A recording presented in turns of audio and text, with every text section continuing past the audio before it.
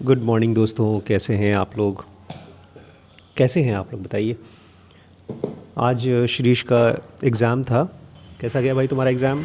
Okay okay गया, उतना अच्छा भी नहीं उतना बेकार भी नहीं। और गेस करिए दोस्तों कि इनका पेपर अच्छा क्यों नहीं गया। मैं इनके लिए नहीं बना रहा हूँ ये व्लॉग, ये आपके लिए बना रहा हूँ, आपके बच्चों के लिए बना रहा हूँ और स्पेशली आपके लिए बना रहा हूँ। अगर आप मेरे स्टूडेंट हैं, एग्ज़ाम्स देने वाले हैं कभी न कभी, तो ये बहुत ही क्रिटिकल रीज़न है कि क्यों हमारे एग्ज़ाम्स अच्छे नहीं जाते। मैं कल रात को अच्छे से नहीं सोया। मैं 11:30 लेटा, फिर मेरी बार बार रात को आँख खुली थी। पता नहीं, हो सकता है गर्मी के कारण, हो सकता है वॉशरूम आ रहा था, प्यास लगी हो। मैं 11:30 सोया, फिर मेरी 2 बजे आँख खुली, फिर 4 बजे खुली, फिर 6 बजे। मुझे पेपर के लिए उठना था 8 बजे।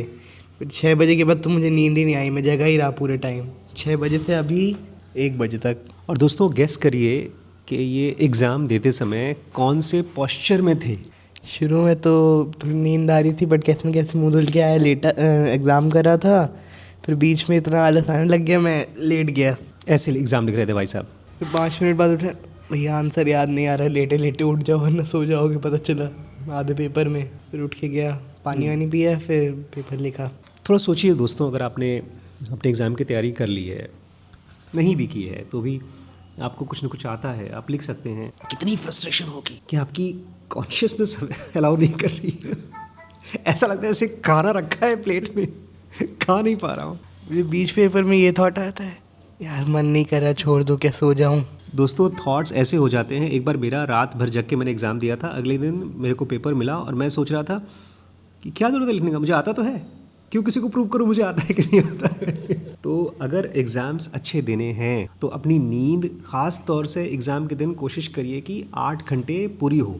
और जैसे आपके साथ हुआ, अगर रात को नींद नहीं आ रही है तो कोशिश करिए कि एक तो माहौल एकदम अच्छा कर लीजिए, पंखा वंखा चला लीजिए, अगर आप घर में एसी चाहिए तो एसी चला लीजिए, और बाथरूम वाथरूम करके जाके सोइए, क्योंकि पानी पी करके सोएंगे तो भी आपकी नींद खुलेगी। और अगर नींद नहीं आ रही है मान लीजिए, तो 3 स्टेप करिए, कम से कम घंटे आध घंटे 3 स्टेप करिए। नींद को हल्के में मत लीजिए। Sleep is the most powerful medicine for your body and mind. Medicine है, अभी तक डॉक्टर समझ नहीं पाए हैं कि कैसे काम करता है। और मेरा अंदाज़ा ये है दोस्तों, एज ए डॉक्टर, कि इतने ढेर सारे जो हार्ट के अटैक्स हो रहे हैं, अगर लोग ठीक से सोना शुरू कर दें। 50 साल पहले लोग सोते थे अच्छे से, टीवीज़ नहीं थे, रात भर सर्फिंग नहीं करते थे हम लोग दोपहर को भी सोते थे। मुझे याद है पापा जब फैक्ट्री से आते थे तो 1-2 घंटे के लिए कमरे में जाकर के सो जाते थे। ही वॉज हेल्दी, अभी भी हेल्दी हैं। अगर आपने रात की नींद कम की, 7 घंटे कम से कम सोना है, और अगर आपने वो नहीं लिया, वो लॉस आपका ब्रेन कभी भी पूरा नहीं कर पाएगा, कभी कर ही नहीं पाएगा। स्कूल की तो बहुत मेमोरी नहीं है मेरे को दोस्तों, लेकिन जब मैं कॉलेज में आ गया तो सब मेरे ऊपर ही था कि मुझे खुद से पढ़ना है, खुद से पास होना है। तो कॉलेज में तो ये था कि मैं कुछ भी लिख के आ जाऊँगा, लेकिन अगर टॉपिक से रिलेटेड है, सब कुछ सही है, तो मुझे नंबर मिलेंगे। तो मुझे था कि मैं क्लास में सब कुछ पढ़ता हूँ, बड़ा सब कुछ पढ़ाते हैं तो वो सब लिख के आ जाऊँगा। तो नींद मैं पूरी करता था।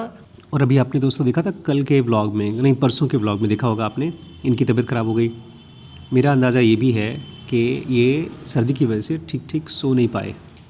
क्या पता उसकी वजह से इनकी इम्यूनिटी कम हो गई हो। अगर ठीक से सो नहीं पाते तो इम्यूनिटी भी कम हो जाती है, तबीयत भी ख़राब हो जाती है। मैं सोने जा रहा, बाय बाय। गुड नाइट दोस्तों, अब आप भी जाइए, सो जाइए, कम से कम अगर नींद आ रही थोड़ा सा सो लीजिए।